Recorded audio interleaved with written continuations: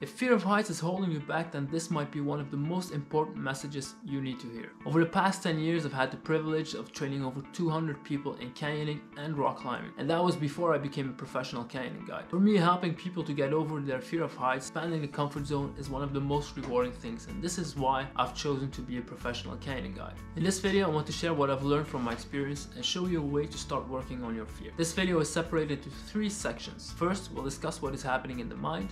Second, we'll go into the neurobiology and see what is happening in the brain. And third, I'll share a tool for you to decrease fear.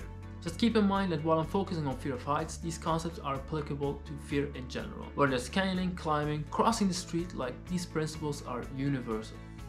While fear is essential for survival, in the case of fear of heights, it's going into overdrive. People with fear of heights tend to focus on everything that can possibly go wrong. They'll imagine ropes breaking, harnesses breaking, they'll see themselves falling down, stones falling on their heads, the works. They literally see everything going wrong in front of their eyes. They'll see themselves in those images and they'll put these images on playback in front of their eyes. So imagine fear as a little voice in your head, while fear is your brain telling you, uh-oh, watch out, better focus here.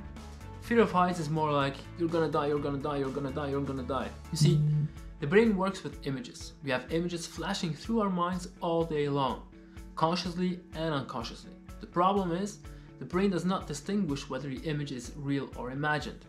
So by focusing on all those bad things, your brain and body start to believe these images and react accordingly.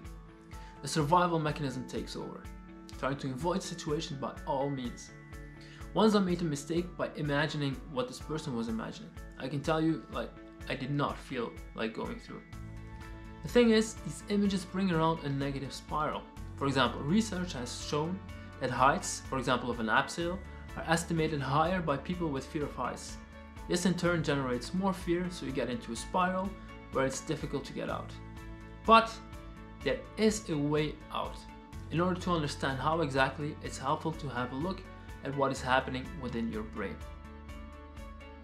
The brain can be separated in multiple areas. One of those areas is the amygdala, also known as the emotional center of the brain.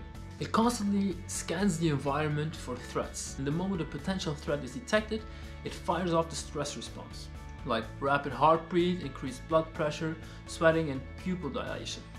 Basically, fight, flight, or freeze.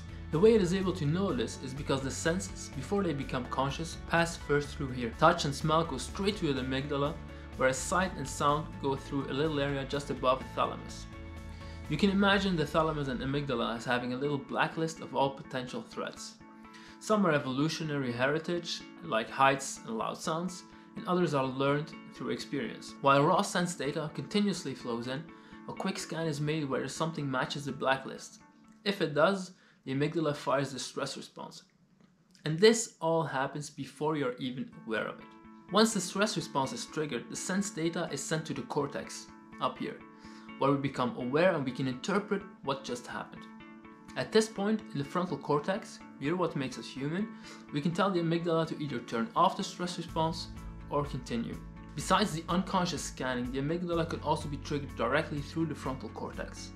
For example, if you start to imagine something bad happening to you, the amygdala will sound the alert and set off the stress response. And this is the problem with anxiety and fear of heights. Since there's a focus on negative outcomes, this continuously sets off the fear response. You get into a negative spiral and your body and brain are increasingly going into panic mode. The only way to get out of this is to retrain your brain to stop focusing on bad situations and start focusing on good things. You have to train your brain to interpret things differently, and this is also known as cognitive reappraisal. So here's an exercise. There's only 3 steps. Step 1. You generate a list of all possible outcomes. Separate them in a positive and a negative list. Step 2. Remove the negative list. Destroy it. It's important you never go back to this. This does not exist. And step 3. Take the most exciting outcomes from your positive list. Close your eyes, go into a deep relaxed state and visualize them. Take your time, see and feel the whole experience. Step 3 is really crucial. Take your time. If a negative idea should come up, just thank your brain for bringing it into your awareness and let it go. Continue with your exercise. If you went through the steps carefully, the fear of heights should start to loosen its grip. Now gradually start to expose yourself to heights. Find people you fully trust people who are passionate about the activity and with a sense of humor.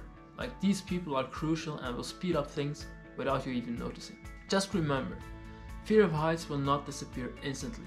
It takes conscious work on your side.